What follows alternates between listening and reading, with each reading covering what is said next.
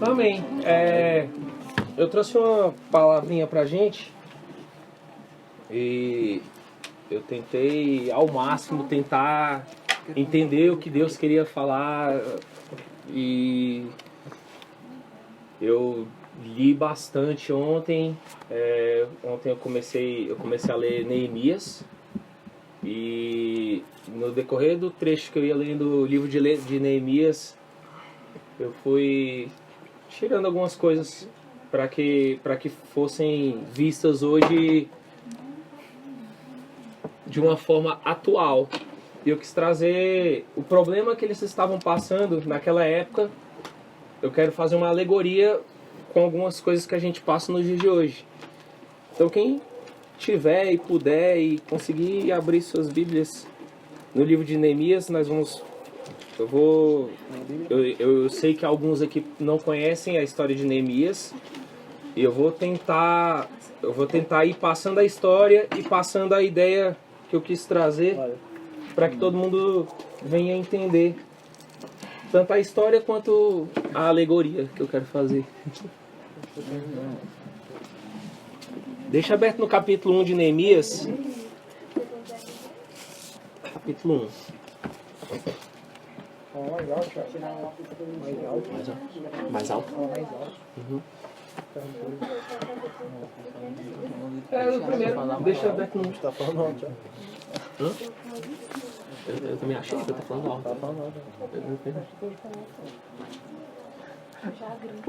O livro de Neemias, ele traz uma história muito interessante e uma história que eu acho maravilhosa.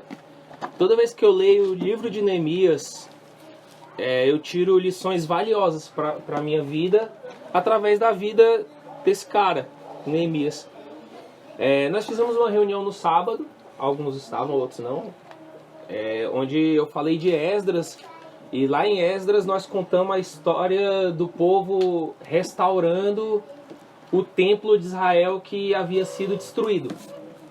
Então no livro de Esdras, é a história do povo de Israel vindo de um local de escravidão para reconstruir o seu templo, que era o local onde eles prestavam culto, prestavam sacrifícios. Ali era o local onde eles adoravam a Deus.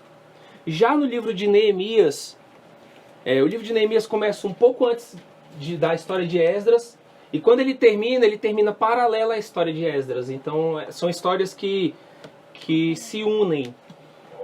E assim como na história de Esdras é para restaurar um local de culto, um local de reunião, um local onde eles poderiam adorar a Deus, o livro de Neemias ele trata a história do povo de Israel saindo da escravidão para reestruturar os muros da cidade que haviam sido destruídos. Ou seja, Neemias ele vem para reconstruir a muralha que cercava Jerusalém, que havia sido destruído pelo povo babilônico. E quando a gente fala de muro, de muralha, a gente fala de proteção. Tanto que até hoje em dia nas nossas casas a gente usa grades, a gente usa muros. É uma forma de proteção. Se nós vivêssemos do jeito que está hoje em dia, aqui no PSUL, com casas sem muros, seria meio complicado. Seria bem difícil. Tranquilo. Então, o muro ele fala de proteção. Muro, quando a gente fala de parede, de muro, de concreto, a gente fala de algo sólido. Ou seja, para que algo esteja protegido, nós precisamos de algo sólido. Assim como a gente não pode viver sem um muro ou sem uma grade, nós também não podemos viver hoje em dia, do jeito que está, com um muro e uma grade frágil. Ou com um buraco no meio onde pode passar qualquer pessoa. E na Bíblia não é diferente. As cidades elas eram revestidas com grandes muralhas. Quanto maior a muralha, mais aquela cidade se sentia fortalecida. Uma história bem conhecida, que a maioria das pessoas conhece, é da muralha de Jericó, que só foi derrubada graças a Deus mesmo, porque Deus mandou o povo dar 7 voltas e ele mesmo destruiu. Porque senão ela não seria destruída de forma alguma, porque era uma muralha muito forte, muito rígida, muito concreta. E aconteceu isso com o povo de Jerusalém. Eles estavam lá, o povo da Babilônia veio com toda a força e destruiu não só o seu templo de adoração, mas também a sua muralha foi destruída. A muralha de Jerusalém ficou em ruínas, completamente acabada, completamente destruída. E a alegoria que eu quero trazer para hoje eu quero colocar essa muralha como se fosse o nosso emocional. Nós temos um emocional hoje que ele acaba sendo como o nosso muro de proteção. Eu sou, como fala nas Escrituras, como fala na Bíblia, nós somos templos do Espírito Santo. Então, assim como Israel tinha um templo de adoração, eu tenho meu templo de adoração. Eu sou um templo. Eu sou um local que hoje o Espírito Santo vem para fazer habitação. Amém. Então, se nós somos templos de Deus, esse templo ele tem que estar revestido com um emocional fortificado. Nós temos que estar com um emocional elevado para poder esse templo de Deus estar bem. E estando bem, poder estar bem com Deus. Então, assim como Neemias, ele é um cara usado para restaurar os muros de Jerusalém, nós vamos usar os pontos que Neemias usou para aprendermos em como restaurar as nossas muralhas, que são os nossos emocionais. Que é a nossa mente misturada com o nosso coração, aquele turbilhão de coisas que vêm juntas. E isso deve estar bem estruturado para que haja uma boa adoração a Deus, para que haja uma boa comunhão com Deus. E o texto de Neemias 1, dos versos de 2 a 4, eu vou ler aqui rapidinho na minha versão, fala assim, ó. Chegou Anani, um dos meus irmãos, com homens de Judá. Interroguei-os sobre os judeus libertados que tinham sobrevivido ao cativeiro e sobre Jerusalém. Responderam-me: os sobreviventes do cativeiro, que estão lá na província, vivem em grande miséria e humilhação. As muralhas de Jerusalém estão em ruínas e suas portas foram incendiadas. E no verso 4 ele fala: ouvindo estas palavras, sentei-me, chorei, fiquei de luto vários dias, jejuando e orando diante do Deus do céu. Somente até aí. No princípio do livro de Neemias, então, a gente vê como estavam as muralhas de Jerusalém. Elas estavam incendiadas, estavam acabadas, destruídas. O povo que vivia naquele local estava em grande miséria. Não tinha proteção alguma, eles estavam vivendo os piores dias das suas vidas. E eu queria perguntar hoje, para que você viesse a responder a si mesmo, como está o seu muro de proteção hoje? Ele está com brechas, ele está debilitado, ele está em ruínas? Como que está o teu emocional hoje perante as situações da sua vida? Porque aqui nesse momento eles estavam em miséria e em humilhação. Para eles, para alguns deles, ou para a grande maioria, se não para quase todos, aquilo era impossível de ser restaurado. Aquele muro, para a maioria deles ali, realmente não viria a ser reestruturado. Só que Deus levanta um homem chamado Neemias. E quando ele ouve essas coisas, ele começa a se entristecer. Ele chorou, ele sentou, ele ficou de luto vários dias. Só que o diferencial de Neemias ele não parava na tristeza. E a Bíblia fala que ele jejuou e orou diante de Deus. Então Neemias foi um cara que se portou diante da situação de forma com que fosse a certa. Ele fez aquilo que ele deveria fazer. Ele colocou seus problemas nas mãos de Deus. Então, o primeiro ponto que eu quero trazer para nós nessa noite é que a gente tem que viver uma vida de renúncia. Para que a gente venha entender, eu vou contando a história de Neemias. Neemias era o copeiro do rei. Ele era aquele cara que ia simplesmente entregar bebidas ao rei. E a Bíblia dá a entender que ele vivia o tempo todo feliz.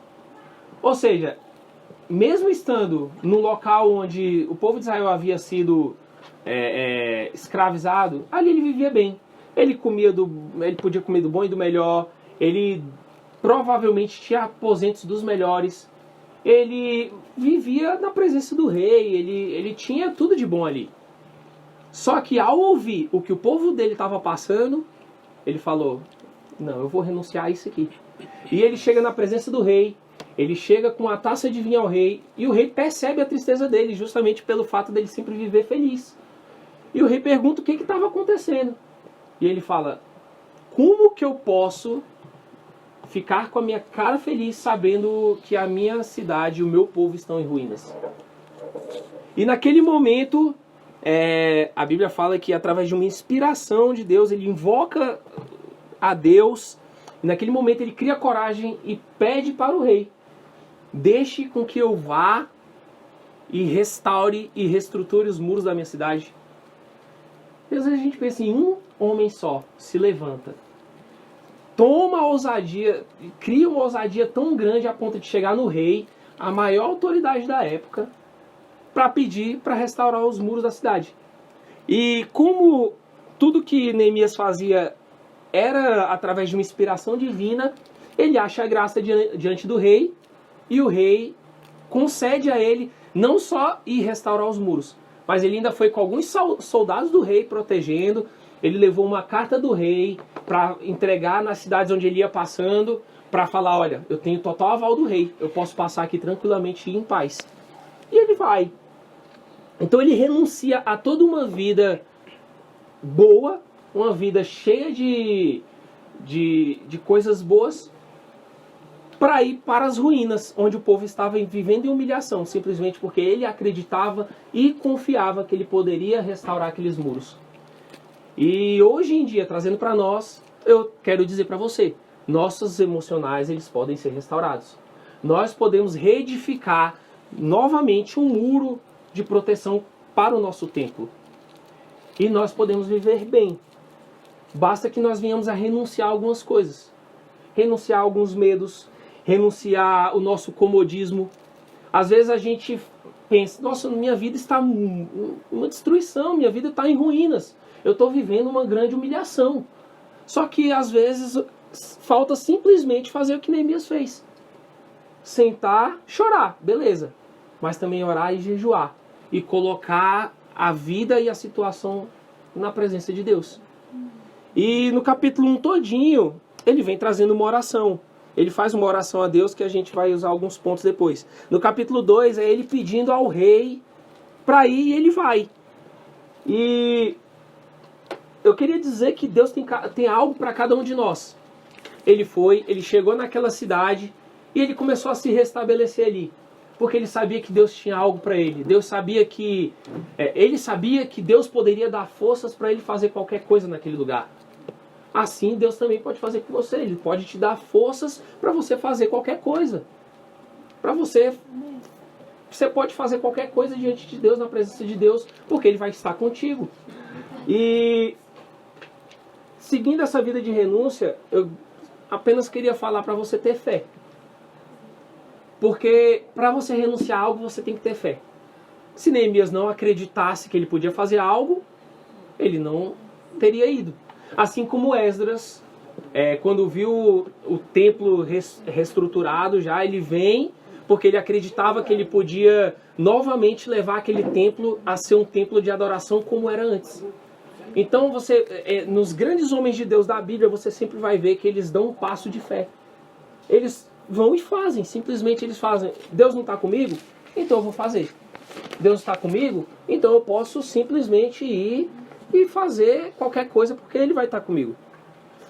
E após nós renunciarmos, após uma vida de renúncia, nós temos que ter uma vida de devoção. E em várias partes do livro de Neemias, a gente vê Neemias sendo devoto a Deus.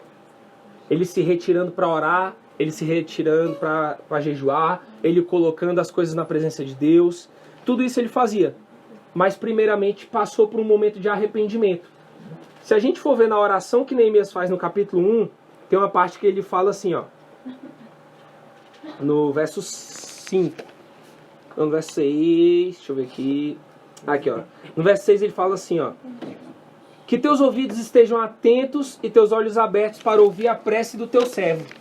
Dia e noite eu te suplico em favor dos filhos de Israel, teus servos, e confesso os pecados dos filhos de Israel que cometemos contra ti. pecamos, eu e a casa de meu pai. Então você vê que Neemias era um cara que sabia que ele era pecador. Ele sabia que o povo de Israel era pecador, assim como ele também. E nós também devemos entender isso. Lá em Romanos 3 fala que todos pecaram e destituídos estão da glória de Deus. Mas através da graça nós podemos ser recolocados naquilo. E se nós somos pecadores, se nós somos falhos, a primeira coisa que nós temos que fazer é nos arrepender. Toda devoção a Deus começa através de uma vida de arrependimento. Através de você reconhecer, Deus, eu realmente estou errando e eu não posso continuar errando. É você se colocar na presença de Deus e falar, Pai, eu quero mudança. Eu quero realmente sair dessa vida de pecado, dessa vida de erros e partir para uma vida onde eu tento a santidade. Onde eu tento ser luz para um local onde provavelmente terá trevas. E uma vida de devoção após o arrependimento, ela passa também por jejum e oração. Mas primeiro eu queria citar um trecho de 1 Coríntios 11, 28. Onde Paulo, Paulo nesse capítulo ele está falando da ceia do Senhor. E a ceia do Senhor significa você se arrepender. Você pegar do pão, que significa o corpo, pegar do cálice, que significa o sangue, e ali você deixar ser purificado pelo corpo e o sangue de Jesus. É uma simbologia maravilhosa. E durante explicar sobre isso, Paulo em 1 Coríntios 11, 28, ele fala, examinai o homem a si mesmo. Então nós temos que nos analisar, nós temos que ver onde nós não estamos andando lado a lado com Deus, para que a gente renove aquilo, restaure aquilo, para que a gente passe a andar lado a lado com Ele. E isso vai começar com a vida de jejum e oração. E jejum e oração, nós temos vários exemplos na Bíblia. Por exemplo, Daniel foi um grande homem de Deus, jejuava e orava. Neemias foi um cara que jejuou e orou.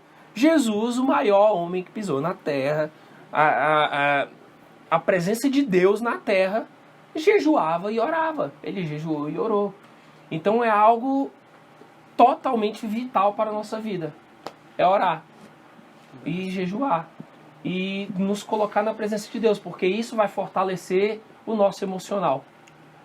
Quando a gente jejua e ora, a gente está colocando nossa carne, aquilo que faz a gente ter desejo, a gente está colocando lá embaixo. E o nosso espiritual, o nosso emocional, a gente está colocando lá em cima.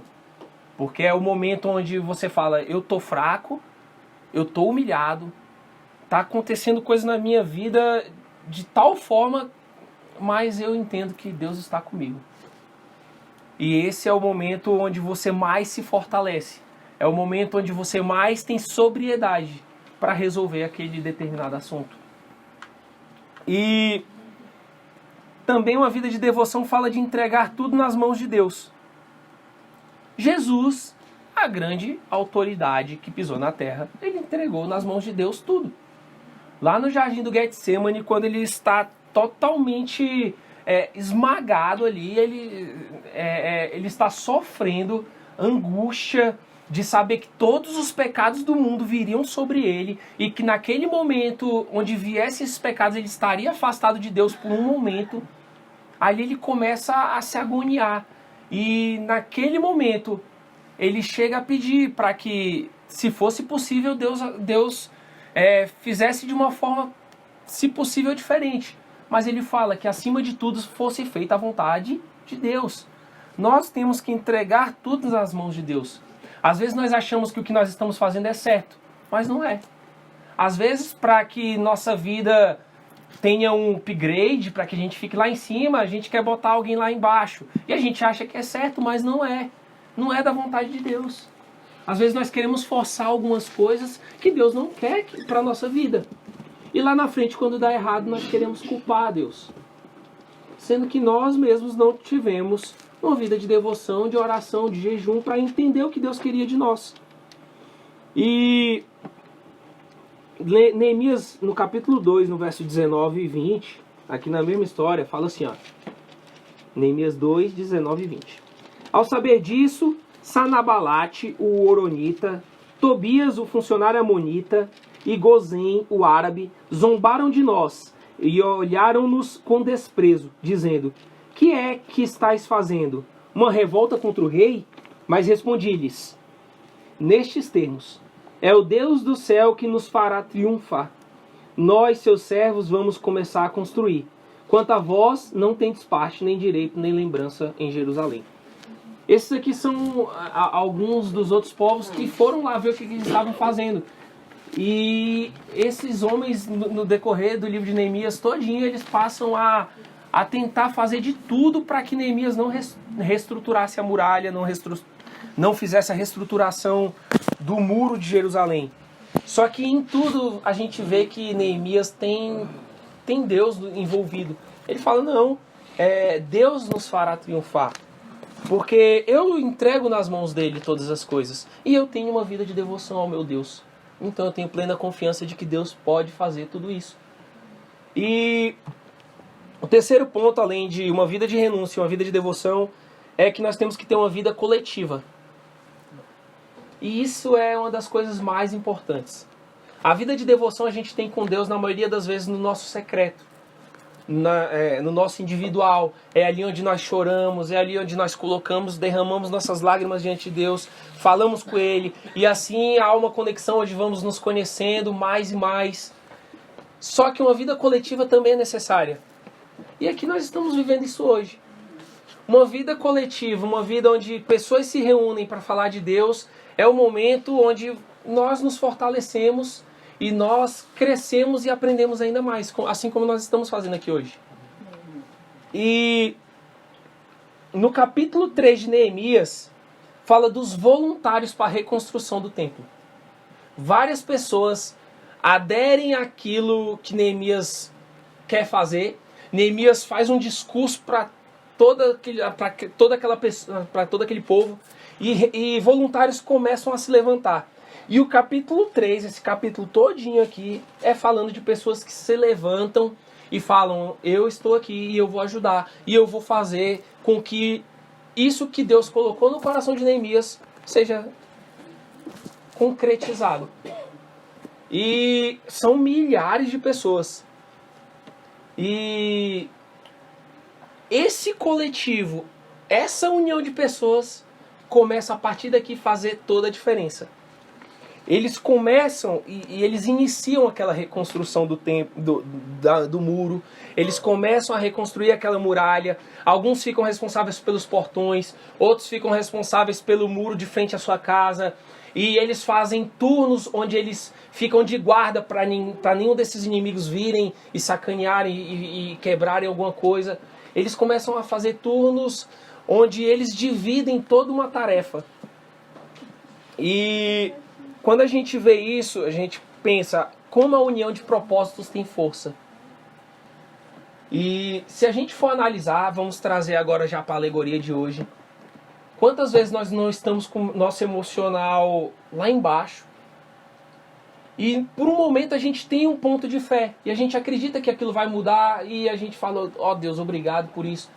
Mas vem uma amizade ou alguém que não entende essas coisas e fala, não, você não vai conseguir, você não vai dar conta, isso não vai dar certo, tenta outra coisa.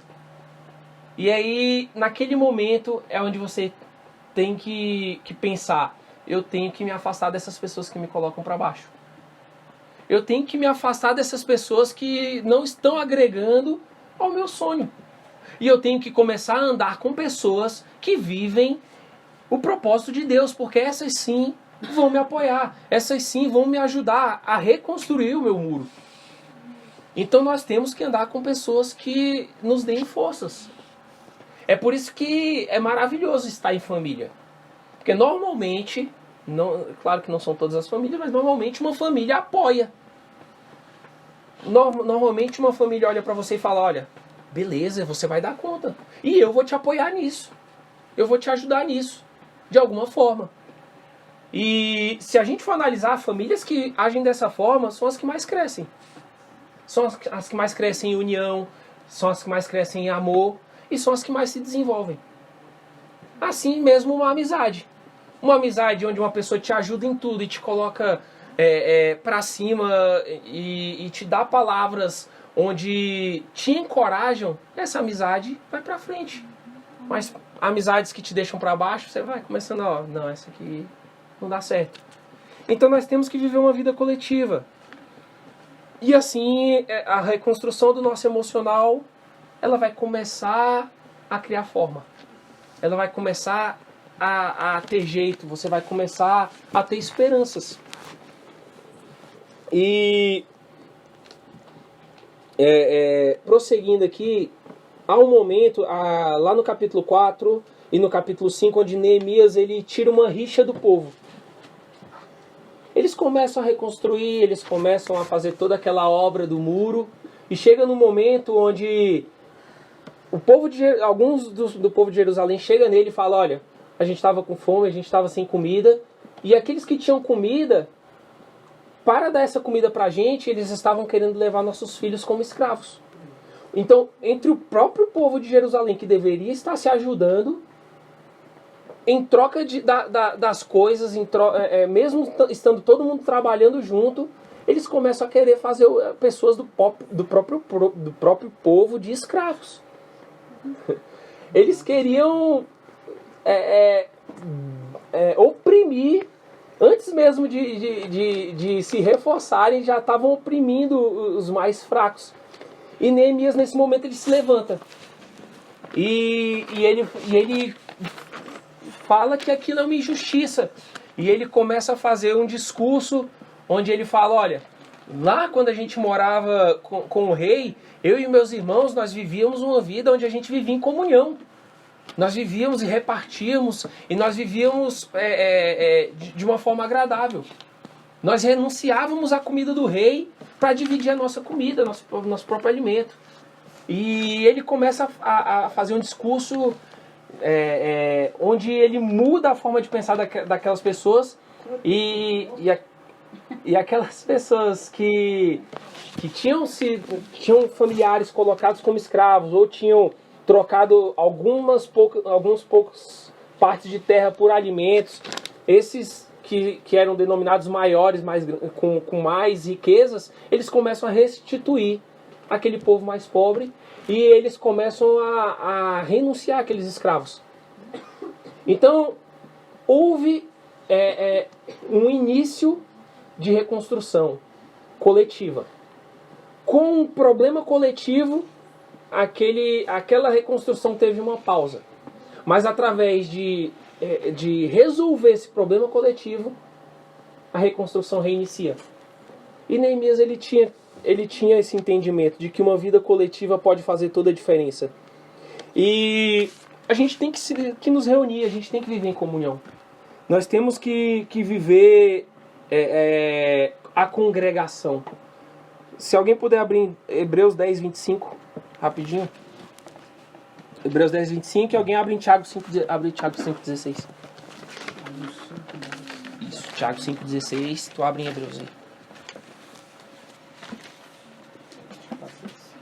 Tiago lá pro finalzinho. Hebreus 10, 25. Lei. Não deixemos de nos congregar, como é costume de alguns. Pelo contrário, façamos admoestações, ainda mais agora que vocês veem e que o dia se aproxima. Isso. O escritor de Hebreus, no caso, ele fala, não vamos deixar de congregar, ou seja, não vamos deixar de viver em comunhão, não vamos deixar de nos reunir. Porque assim nós vamos estar em crescimento. Toca no padrão. 5,16? Tiago 5,16. Pode ver? Pode. Portanto, confessem os seus pecados uns aos outros e orem uns pelos outros para serem curados. A oração de um justo é poderosa e eficaz. Isso. Então a gente vê aí a união até mesmo na oração. Orar uns pelos outros. Para que nós não venhamos a deixar de fazer essas coisas. Isso é muito importante. Se nós começamos uma caminhada cristã e nessa caminhada a gente passa a andar só, a chance de cair é muito grande. É muito grande mesmo. Mas a partir do momento que a gente tem ajuda, a gente tem alguém para andar lado a lado, a gente tem alguém para nos dar força, para nos dar uma palavra de que é difícil no início, mas depois fica bom.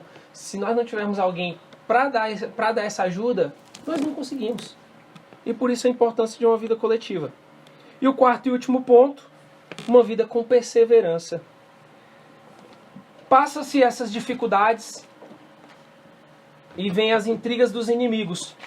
Quando eles estão acabando a reconstrução do muro, os inimigos tentam de todas as formas fazer com que eles parem. Alguns deles chegam a mandar cartas para Neemias para falar: Neemias, reúne com a gente aqui na nossa cidade, a gente quer entender o que vocês estão fazendo. E Neemias sentia de que isso era uma cilada, para que tudo aquilo parasse. E ele não vai, ele manda as cartas dizendo: eu não vou porque eu tenho que terminar o muro da minha cidade, eu não vou. Neemias era um cara muito doido. E no decorrer do capítulo 6 aqui, você vai vendo isso.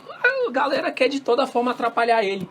Chegam até a pagar um falso profeta de Jerusalém para chegar nele e falar o seguinte, ó: vamos ao templo de Deus, ao interior do santuário, fechemos bem as portas do santuário, porque virão para te matar. Sim, esta noite virão te matar. Aí ele fala assim, ó: mas eu respondi: um homem como eu há de fugir? E qual é o homem da minha condição que penetraria no santuário para salvar sua vida? Não, eu não irei. Aí ele fala no verso 6:12: reconheci que não era de Deus que o tinha enviado, mas que ele pronunciara sobre mim este oráculo, porque Tobias o havia subornado. Então, de todas as formas, estavam tentando parar o cara, velho. Mas ele sabia muito bem de onde vinham as forças dele. Ele tinha perseverança. Ele sabia que se ele iniciasse algo com Deus, ele pode terminar tranquilamente. Porque se Deus está com ele, há esperança, há perseverança. E a gente tem que entender que o inimigo, ele não desiste. Aqui nesse caso, os caras, assim como os caras não desistiam, hoje os nossos inimigos, o nosso maior inimigo, claro, todos sabem quem é, mas também não só ele, nós temos inimigos em diversos locais onde querem nos botar para baixo e querem fazer a gente desistir. Só que cabe a nós resistir. Lá no livro de Tiago fala também uma parte que ele fala: resistir ao diabo e ele fugirá de vós. Se o nosso maior inimigo, se a gente resistir, ele fugirá de vós, quem dirá esses inimigos franguinhos por aí? Deus é o mais poderoso de todos. Nós temos que entender que se nós temos inimigo, nós temos um amigo ainda maior.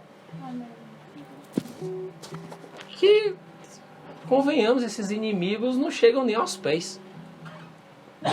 Nós temos um amigo que coloca esses inimigos embaixo de nossos pés.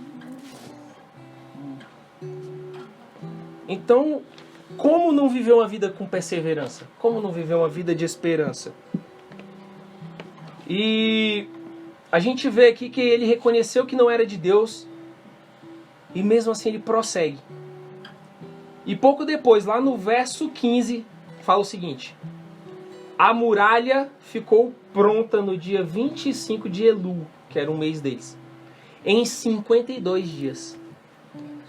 Uma muralha gigantesca, através de uma vida de devoção, uma vida de comunhão, uma vida de congregação e uma vida de perseverança. Em apenas 52 dias ele restaura todas as muralhas de Jerusalém e aquela cidade volta a ser fortificada. De tal forma onde não só a cidade estava protegida, mas também o templo. E nesse momento é que eu quero falar a todos que estão aqui presentes, inclusive para mim mesmo. Se tem inimigos se levantando contra você e falando que você não consegue, você tem um amigo maior. Não deixe o seu emocional se abalar com pouca coisa.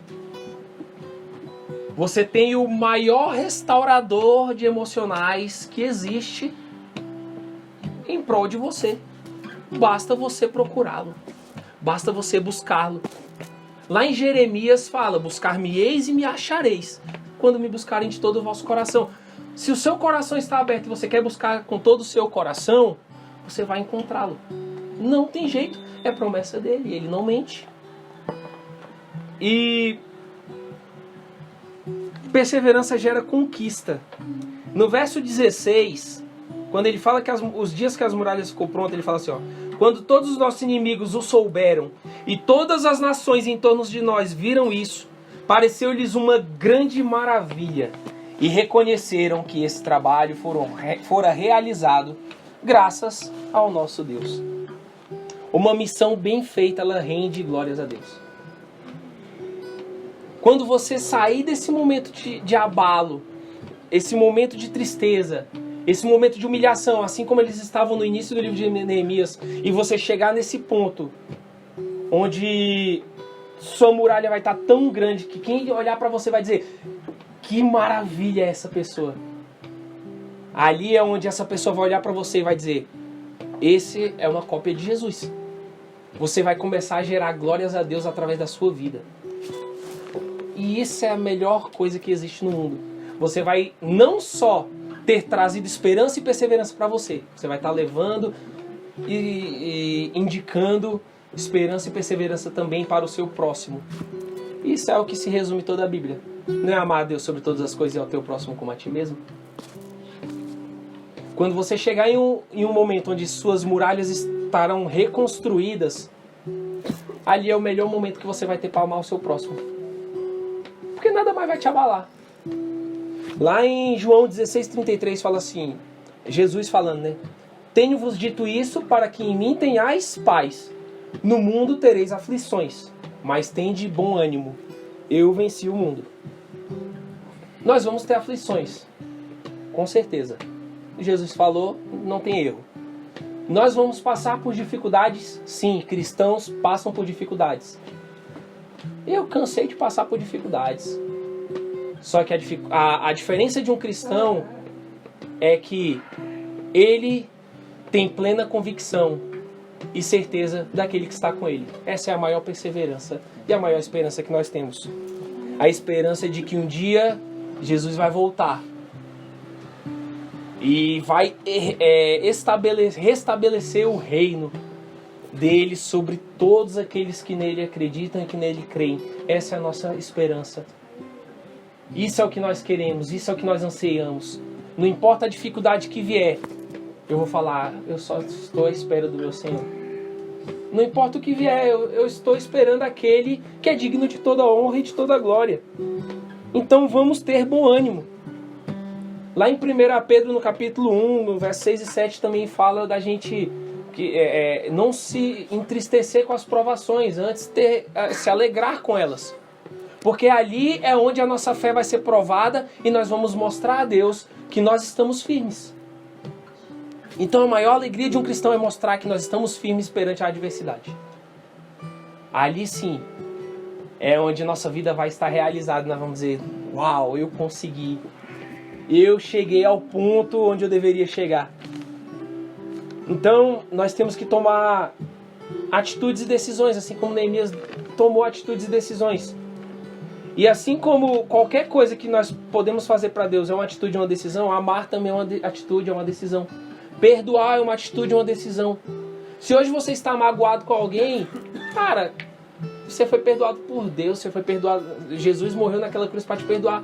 Decida, perdoe também. É complicado? É. Decida, perdoe. Você vai ver como a sua vida vai se transformar. Decida amar, decida perdoar, decida viver. Porque hoje em dia a maioria das pessoas estão mortas. Simplesmente andando sem rumo, sem saber o que fazer.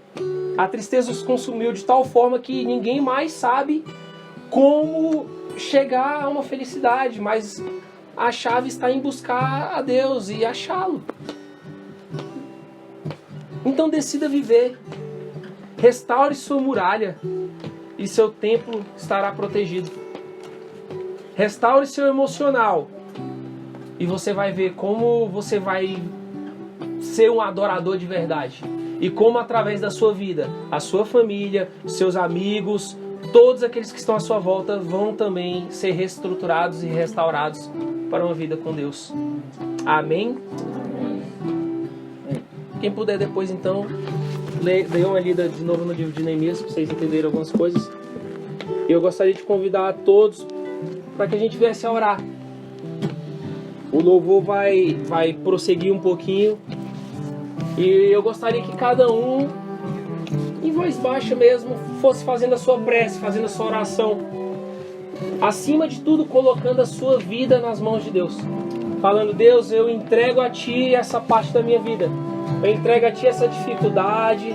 Eu entrego a Ti tudo aquilo que tem me causado dor. Eu entrego a Ti. E pede ajuda a Ele. Se coloca na presença dEle. Fala para Ele abrir o seu coração para que o Espírito Santo entre e faça um renovo. Amém? Amém, Pai. Glórias sejam dadas a Ti, Senhor. Te bendizemos, ó Deus, nessa noite. Tu és bom em todo o tempo, Senhor. Toma em Tuas mãos, Pai, as nossas dificuldades e as nossas dores nesse momento, Pai. Toma em Tuas mãos, Pai, nossas doenças. Toma em Tuas mãos, Pai, tudo aquilo que tem nos afligido nesse momento, Pai. Pai, toma em Tuas mãos nesse momento tudo aquilo que tem nos feito chorar, Pai. Toma em Tuas mãos, Pai, tudo aquilo que tem feito o nosso coração balançar da forma errada, Pai. Toma as nossas mentes em Tuas mãos, Pai. Que Teu Espírito Santo venha e restaure, Senhor, os nossos corações, as nossas mentes, o nosso emocional, Senhor. De tal forma que nós venhamos a nos levantar com esperança e perseverança pela Tua vinda, Senhor. Que em nossos corações estejam os verdadeiros problemas, que é com o próximo. Que nós venhamos a amar o nosso próximo, Pai. Nós ansiamos por Ti, Senhor, pela Tua presença. Sabemos que sem ela nós não somos nada, Pai. Sabemos que sem Ti, Senhor, somos apenas pó da terra, Senhor. Nós morreremos e nosso corpo vai, mas o nosso espírito fica, e nós queremos fortalecer o nosso espírito, Senhor. Ajuda-nos, Pai, para termos uma vida de oração e de devoção a Ti, Senhor. Nós queremos Te conhecer, Senhor. Toma conta de nós, Senhor.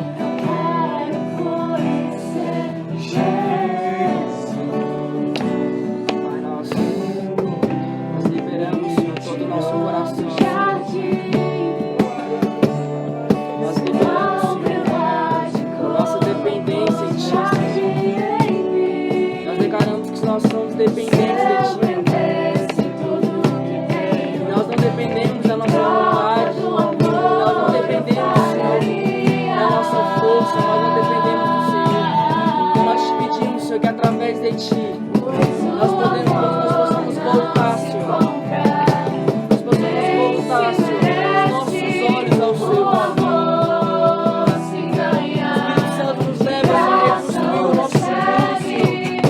Para que nós possamos ser atingidos, porque nós sabemos que a Tua palavra diz que quem será contra nós, o Senhor é nosso. Eu peço que você possa abençoar cada um que está aqui, Senhor, restaurando o muro, Senhor, trazendo, Deus, entendimento sobre cada mente, sobre cada coração. Eu te peço, Senhor, que você possa estar saciando cada alma.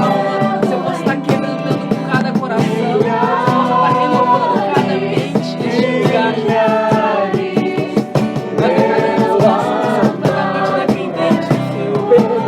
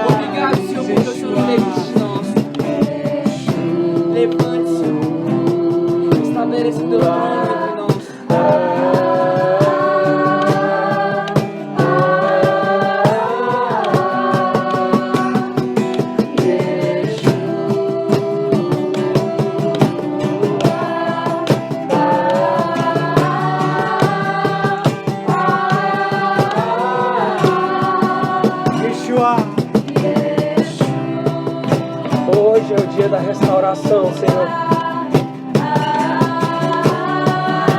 Hoje é o dia da reestruturação, Pai. Tua força está conosco, Senhor. Sabemos que podemos, Pai. Encoraja-nos, Senhor.